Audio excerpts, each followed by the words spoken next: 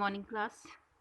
So today I will start the topic from the chapter Accounting Procedures Rule of Debit and Credit. In this lecture I will explain some numericals related to this chapter. I hope in previous or earlier lecture which topic I was explained you know about the terms related to personal, real and nominal account through traditional approach and modern classification, in which we classify accounts in 5 types: assets, capital, liability, revenue and expenses.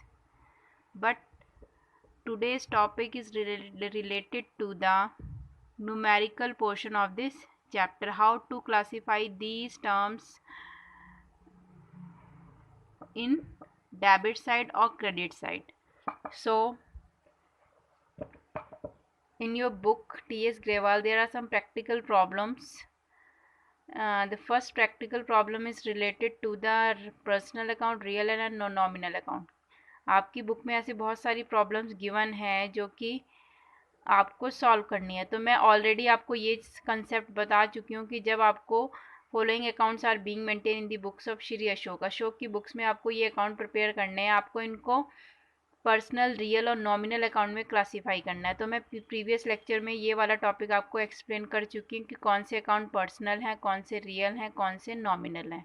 ठीक है, ये already मैं बता चुकी हूँ. दूसरा है classify the following into assets, liability, capital, expense and revenue. इन सभी को कैपिटल, रेवेन्यू, एक्सपेंस और रेवेन्यू में क्लासीफाई करना है. तो ये भी ऑलरेडी मैं बता चुकी हूँ. थोड़ा सा अलग टाइप का क्वेश्चन लेके चलेंगे आज हम. ठीक है, तो मैं थर्ड क्वेश्चन ले रही हूँ. This is also related to the classify the following into assets, liability, capital, revenue and expense. अब यहाँ पे बात हो रही है कौन सी क्लासिफिकेशन की? Modern classification. Modern classification, according to modern classification we classify accounts in 5 types, that is asset account, liabilities account, capital account, revenue account and expense account. Modern classification के अकॉर्डिंग हम अकाउंट्स को 5 types में divide करते हैं. तो जो आपकी first है, इन्होंने क्या बोला है कि इनको क्लासीफाई करना है. आपको जो भी टर्म्स दी हुई हैं उनको क्या करना है? क्लासीफाई करना है. ठीक है, तो हमारी जैसे कि आपको क्वेश्चन कैसे अटैम्प्ट करना है, अगर इस टाइप का क्वेश्चन आ जाए तो सबसे पहले तो एसेट्स, लायबिलिटी, कैपिटल और रेवेन्यू और एक्सपेंस में आपको क्लासीफाई करना है. ठीक है, तो पहली टर्म लेके चलते हैं. ठीक है, अब जैसे है यहाँ पे plant and machinery. Plant and machinery को एक तरह की क्या होती है, मैंने आपको पहले बताया, एक फिक्स एसेट होती है, एक एसेट से रिलेटेड है. किससे रिलेटेड है? एसेट से रिलेटेड. तो इसको हम कौन से हेड के अंदर डालेंगे? Plant and machinery. कोई भी फिक्स एसेट आ जाएगी वो किसके अंदर आएगी? एसेट के अंदर. तो प्लांट एंड मशीनरी को कहाँ डाल देना आपको? In the head of asset. ठीक है,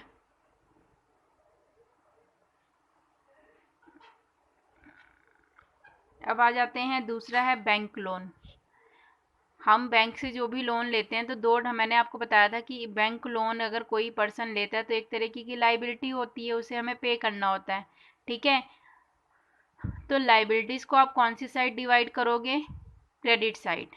ठीक है, बैंक लोन जो होते हैं वो कौन से टर्म्स, कौन सी चीज़ में काउंट किया जाता है उन्हें? लाइबिलिटी में. ठीक है, तो इसको कौन से हेड के अंदर लिखोगे आप? Bank loan. ये आपको टर्म्स थोड़ी सी लर्न करनी पड़ेंगी तभी आपको. अब आ जाते हैं सेल्स पे. जब भी कोई फर्म सेल्स करती है, गुड्स को बेचती है, तो उससे प्रॉफिट होता है या फिर उससे पैसे उनको रिसीव होते हैं, तो उसे एक तरीके का क्या माना जाता है? रेवेन्यू. क्या माना जाता है? रेवेन्यू. तो जब भी सेल की टर्म आएगी तो आपको उसे कौन से हेड के अंदर डालना है? रेवेन्यू. तो ये मैं रेवेन्यू के अंदर इसको ट्रांसफ़र कर रही हूँ, सेल्स को. ठीक है, देन आ जाते हैं रेंट पे.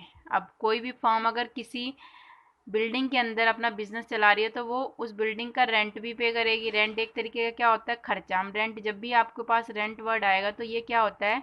बिजनेस के लिए खर्चा होता है. तो जो भी खर्चे होते हैं वो कौन से हेड के अंदर आते हैं? एक्सपेंस के अंदर. तो इसे कहाँ डाल देना है? एक्सपेंस के अंदर. ठीक है, उसके बाद आता है डिस्काउंट रिसीव, क्योंकि अब यहाँ पर वर्ड आ रहा है रिसीव्ड. क्या रिसीव किया हमने, डिस्काउंट रिसीव किया। किस किस पे रिसीव किया होगा, अगर हमने कुछ परचेज किया हो तो उस पर कुछ डिस्काउंट मिल गया है तो हमें थोड़ा सा प्रॉफिट हो गया है। तो ये हमारे कौन से हेड के अंदर आता है, रेवेन्यू के अंदर आता है। इसे कौन से हेड के अंदर डालना है, डिस्काउंट रिसीव का। डिस्काउंट पेड होगा तो एक्सपेंस होगा, डिस्काउंट रिसीव होगा तो क्या होगा, वो रेवेन्यू। तो यहाँ पे कहाँ डालना है इसको, डिस्काउंट रिसीव्ड। ठीक है, ये आ गया हमारा रेवेन्यू के अंदर। उसके बाद है कैरेज इनवर्ड। दो टाइप की कैरेज। कैरेज का मीनिंग होता है भाड़ा। ठीक है, जैसे आप कोई सामान भी खरीदते हो तो उसकी लोडिंग किसी चीज़ पे लोड करवा के ही आप उसे किसी के घर भिजवाते हो या अपने घर लेके आते हो तो उसे क्या बोला जाता है, कैरेज। तो दो टाइप के कैरेज होते हैं, एक होता है कैरेज इनवर्ड और एक कैरेज होता है आउटवर्ड। तो दोनों ही हमारे लिए क्या होता है, चाहे कैरेज इनवर्ड हो चाहे कैरेज आउटवर्ड हो, दोनों ही हमारे लिए क्या होते हैं, एक्सपेंस। लेकिन डिफरेंस ये है, कैरेज इनवर्ड होता है एक डायरेक्ट एक्सपेंस और कैरेज आउटवर्ड क्या होता है, एक इनडायरेक्ट एक्सपेंस। अब डायरेक्ट और इनडायरेक्ट कौन से होते हैं, डायरेक्ट ऐसे खर्चे जो फर्म के मैन्युफैक्चरिंग डिपार्टमेंट से रिलेटेड खर्चे होते हैं, वो कैरेज इनवर्ड, वो डायरेक्ट खर्चे होते हैं। तो कैरेज इनवर्ड भी एक उस टाइप का ही खर्चा है। ऐसे खर्चे जो इनडायरेक्टली पे किए जाते हैं या सेलिंग से रिलेटेड खर्चे होते हैं तो वो कौन से होते हैं, इनडायरेक्ट खर्चे। तो कैरेज आउटवर्ड क्या है, एक इनडायरेक्ट। तो दोनों ही टर्म्स आपकी कौन से उसके हेड के अंदर आएंगी, दोनों ही खर्चे हैं, चाहे वो डायरेक्ट हो चाहे वो इनडायरेक्ट हो। तो इसको कहाँ डाल देना है, कैरेज इनवर्ड, कैरेज आउटवर्ड, दोनों ही कहाँ आएंगे आपके। अब आ जाते हैं हम परचेज। अब जब भी हम कोई सामान परचेज करते हैं तो हम पेमेंट कर रहे होते हैं। ठीक है, अगर पेमेंट कर रहे हैं तो हमारे लिए क्या है, खर्चा है। खर्चा किसके रिलेटेड होगा, एक्सपेंस से। सेल करेंगे तो रेवेन्यू होगा और खर्चा करेंगे तो क्या होगा, एक्सपेंस। तो परचेज को कहाँ डालना है आपको, एक्सपेंस के अंदर। ठीक है, उसके बाद है हमारा बिल्स पेबल। जो भी बिल्स पेबल होते हैं, पेबल वर्ड आ रहा है, बिल अभी पे करना है। ठीक है, तो हमें पे करना है मीन्स पेमेंट करनी है। तो जो भी पेमेंट्स होती हैं आप एक्सपेंस पे लेके नहीं जाओगे। बिल्स पेबल जो होता है एक लाइबिलिटी होता है जो कि बैलेंस शीट में आता है। तो जितनी भी बैलेंस शीट से रिलेटेड टर्म्स होती हैं वो एक तरीके से क्या होती हैं, लाइबिलिटी। ठीक है, तो बिल्स पेबल को हम कौन से हेड के अंदर डालेंगे, लाइबिलिटी के अंदर।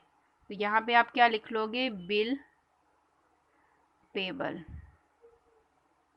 इस चैप्टर में आपको बस इसी टाइप के क्वेश्चंस मिलेंगे। आपको सिर्फ ये चीज़ समझ में आएगी कि हम कौन से अकाउंट्स को कौन से हेड के अंदर ट्रांसफ़र करते हैं, कौन से अकाउंट्स एसेट से रिलेटेड होते हैं, कौन सी टर्म्स लाइबिलिटी से रिलेटेड होते हैं, कैपिटल अकाउंट से कौन से रिलेटेड होते हैं। तो ये सारी किस में अंदर आएंगे, आपको हेड्स का पता चल जाएगा। और ठीक है, उसके बाद आ जाते हैं हमारा वेजिस।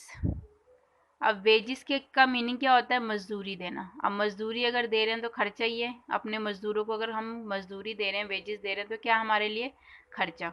तो कौन से हेड के अंदर डालेंगे हम इसे, एक्सपेंस के अंदर। ठीक है,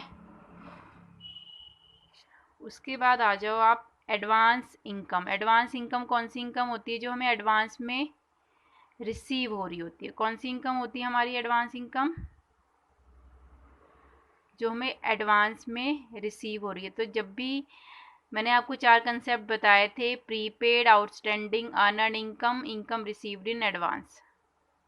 ठीक है, प्रीपेड, आउटस्टैंडिंग, एक्रूड इनकम या इनकम रिसीव्ड इन एडवांस, या इसको एडवांस इनकम भी बोल सकते हैं। ठीक है, तो वो वही चार कंसेप्ट थे हमारे पर्सनल अकाउंट से। लेकिन हम यहाँ पे अभी पर्सनल, रियल और नॉमिनल के अकाउंट के अकॉर्डिंग क्लासीफाई नहीं कर रहे हैं। हमें किसके अकॉर्डिंग क्लासीफाई करना है, एसेट्स, लाइबिलिटी, कैपिटल, रेवेन्यू और एक्सपेंस के अकॉर्डिंग। तो एडवांस इनकम कौन सी, जब भी आप, अब जैसे अगर ये चार कंसेप्ट अगर आपके पर्सनल अकाउंट में आते हैं तो इनकी एडजस्टमेंट, इन्हें हम कैपिटल या बैलेंस शीट में भी शो करते हैं। ये एक तरीके की लाइबिलिटी होता है। एडवांस इनकम अगर हमें मिली है तो हमें पे भी करनी है ना, तो इसे क्या मान के चला जाता है, एक लाइबिलिटी। तो हम इसको कौन से हेड के अंदर डालेंगे, लाइबिलिटी के अंदर। एडवांस इनकम कहाँ आ जाएगा हमारा, लाइबिलिटी के अंदर। ठीक है, उसके बाद है एक्रूड इनकम। अगर एडवांस इनकम है हमारे लिए एक लाइबिलिटी, ठीक है, तो एक्रूड इनकम कौन सी इनकम होती है, जो हमने उसके बदले काम नहीं किया लेकिन हमें पहले ही रिसीव होगी, तो हमारे लिए इसे हम क्या काउंट करते हैं, as a asset. Advance income को लाइबिलिटी मानना है तो एक्रूड इनकम को क्या मानना है, asset.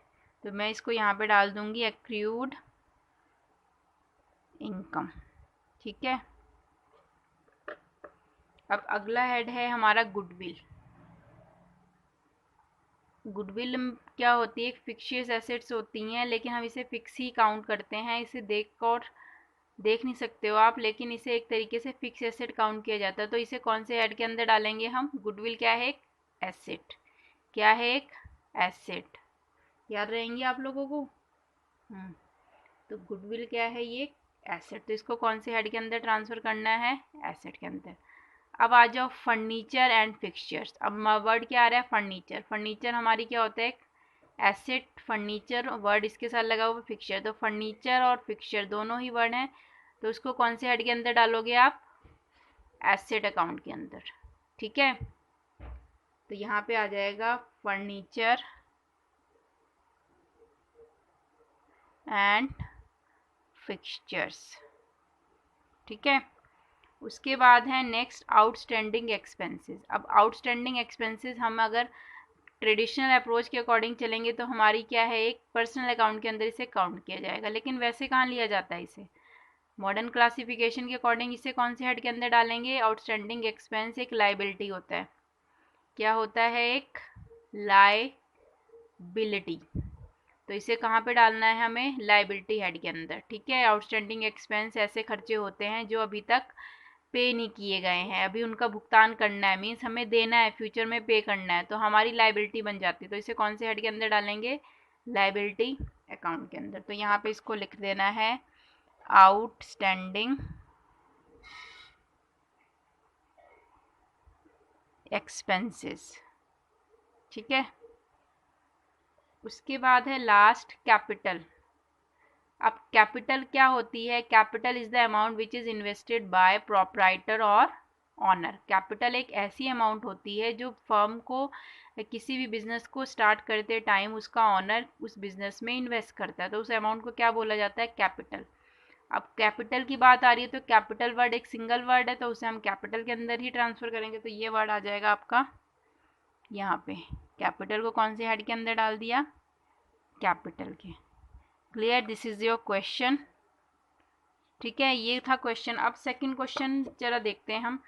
On which side will be increase in the following accounts be recorded, also state the nature of the account. एक क्वेश्चन और बता रही हूँ मैं इसी चैप्टर का। On which side will be the increase in the following accounts be recorded, कि कौन सी साइड इंक्रीज होगी अगर हम इन टर्म्स को रिकॉर्ड करेंगे, ठीक है। State the nature of the account, which side will be increase and also state the nature of the account, ठीक है। तो यहाँ पे है fourth question, this is the third question. अब है ये फोर्थ क्वेश्चन, ठीक है। अब यहाँ पे पहली टर्म क्या है, फर्नीचर। उन्होंने क्या पूछा, which side will be increased, ठीक है, कि कौन सी साइड इंक्रीज होगी और account in the following accounts भी रिकॉर्ड, अगर मैं फर्नीचर को रिकॉर्ड करूँगी, और also the state the nature, और क्या बताना है आपको, नेचर भी, ठीक है। तो मैं पहला वर्ड क्या है हमारा यहाँ पे आंसर, टर्म क्या है, फर्स्ट फर्नीचर, ठीक है।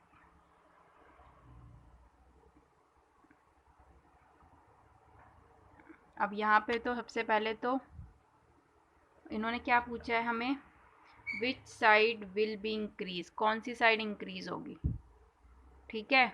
तो इंक्रीज ही पूछा है, डिक्रीज नहीं पूछा है किसी में, सिर्फ आपको इंक्रीज बताना है। तो यहाँ पे लिखेंगे साइड एंड नेचर, ठीक है। तो हम पहले लिखेंगे, अगर फर्नीचर में अगर कोई परचेज करूँगी, ठीक है, तो फर्नीचर जब भी ख़रीदते हैं तो हमारे इंक्रीज़ होता है, और क्योंकि फर्नीचर एक एसेट होता है, कोई भी एक एसेट होती है, एसेट इंक्रीज़ होगी तो उसे कौन सी साइड लिखना है, डेबिट साइड रूल्स याद हैं आपको? मॉडर्न क्लासिफिकेशन के अकॉर्डिंग मैंने रूल्स बताए थे कि अगर कोई एसेट इंक्रीज होगी तो उसे क्या करना है? डेबिट, क्योंकि ये क्या हो रही है? इंक्रीज। और नेचर क्या है? ये एक क्या है? ये एक एसेट। फर्नीचर अगर रिकॉर्ड किया है तो इससे इंक्रीज होगा कौन सी साइड? Debit side. और नेचर किस टाइप का है? एसेट अकाउंट टाइप का है, ठीक है। देन दूसरा है हमारा मोहन, प्रोपराइटर। दूसरी टर्म क्या है? मोहन, जो कि क्या है? एक प्रोपराइटर। अब मोहन है, जब भी मोहन या प्रोपराइटर वर्ड आता है तो समझ जाओ कुछ कंफ्यूज होने की ज़रूरत नहीं है, आपकी कैपिटल से रिलेटेड है। प्रोपराइटर आ जाए या ऑनर आ जाए तो आपको क्या समझ जाना चाहिए कि यह कैपिटल से रिलेटेड है। तो कैपिटल वर्ड आ रहा है तो कैपिटल वर्ड क्या हो रहा है? इंक्रीज हो रहा है। कौन सी साइड? उन्होंने इंक्रीज ही पूछा है ना। इंक्रीज होगा तो कौन सी साइड इफेक्ट होगी? Credit side. क्यों इफेक्ट होगी? क्योंकि जो कैपिटल होती है वो हम कौन सी साइड दिखाते हैं? क्रेडिट साइड ही दिखाते हैं, ठीक है। कैपिटल से रिलेटेड है, मोहन ने इन्वेस्ट किया है तो इंक्रीज हो रही है, कौन सी साइड ट्रांसफ़र होगा? Credit side. और ये है क्या? एक नेचर किस टाइप का है? कैपिटल से रिलेटेड, ठीक है। उसके बाद है हमारा salary account. Third is salary account. अब सैलरी है, फर्म अपने एम्प्लॉयज़ को सैलरी पे कर रही है, ठीक है। पे करेगी तो वो क्या होगी? इंक्रीज ही तो होगी। जितनी ज़्यादा पे करेगी सैलरी उतनी ज़्यादा वो बढ़ती जाएगी। तो इंक्रीज होगी तो वो कौन सी साइड दिखाएंगे उसे हम? Debit side. मीन पेमेंट होगी तो उसे कौन सी साइड लिखा जाएगा? डेबिट साइड, क्योंकि वो पे की जा रही है। और किस टाइप का अकाउंट है? नेचर किस टाइप की है इसकी? एक्सपेंस। एक्सपेंस मीन्स खर्चा। सैलरी है, जब भी एम्प्लॉयज़ को पे किया जाता है एक टाइप का खर्चा होता है। और क्योंकि हम पे कर रहे हैं तो इसे डेबिट साइड इफेक्ट होगी क्योंकि वो इंक्रीज़ हो रही है। मीन्स एक्सपेंस इंक्रीज़ होगा। मैंने आपको बताया था ना, एसेट और एक्सपेंस का सेम टाइप के रूल होंगे। अगर ये इंक्रीज़ होगी तो ये डेबिट होगा, ये इंक्रीज़ होगा तो ये भी डेबिट होगा। तो इन दो के सेम रूल्स हैं अकॉर्डिंग टू मॉडर्न क्लासिफिकेशन। उसके बाद आ जाते हैं परचेज अकाउंट पे। फोर्थ इज परचेज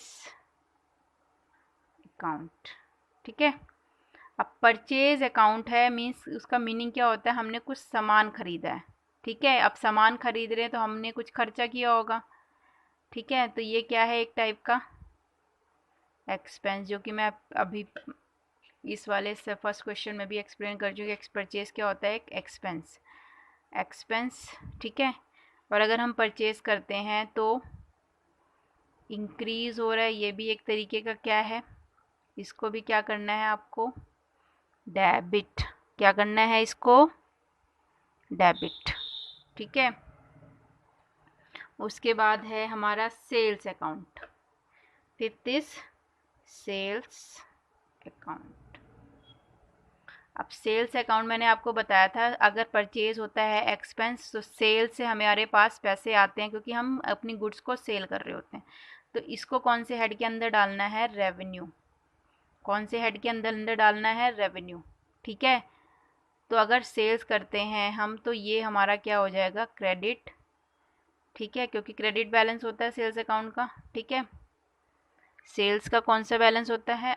अब उन्होंने पूछा है ना इंक्रीज हो रहा है, हमारे सारी टर्म्स यहाँ पे इंक्रीज से ही रिलेटेड है। उन्होंने ये पूछा है इंक्रीज अगर करोगे तो कौन सी साइड उसका इफेक्ट होगा? तो सेल्स जब भी इंक्रीज होगी तो उसका इफेक्ट कौन सी साइड पे पड़ेगा? क्रेडिट साइड पे। और उसको नेचर किस टाइप का है? इसका रेवेन्यू टाइप का नेचर है, ठीक है, क्योंकि रेवेन्यू मीन्स हमें आय हो रही है। Then six is interest paid.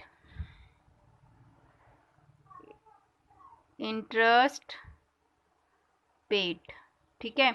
अब इंटरेस्ट पेड वर्ड मीन्स हम पेमेंट कर रहे हैं, तो हमारे लिए क्या होगा? ये खर्चा।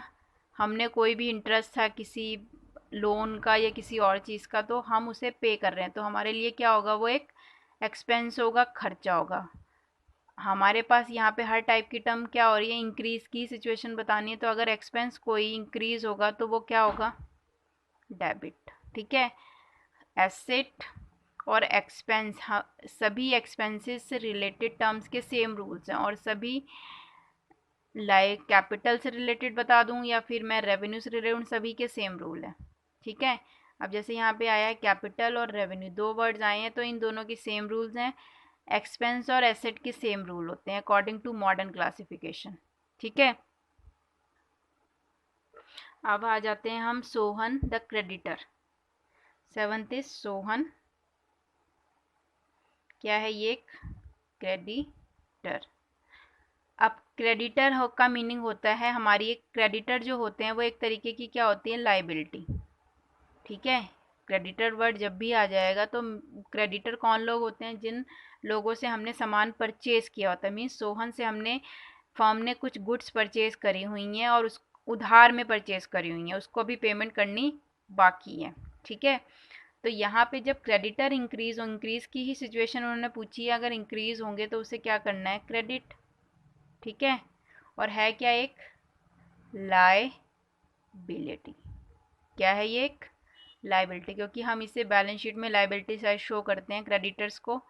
तो जब भी क्रेडिटर इंक्रीज होंगे तो उसे क्रेडिट, कौन सी साइड इफेक्ट होगी? Credit side. और इसका नेचर किस टाइप की नेचर का है? ये लायबिलिटी साइड की नेचर का है। लास्ट इज राम, एट्थ है हमारा राम। अब यहाँ पे जैसे क्रेडिटर की बात हो रही है, डेटर भी आ गया हमारा।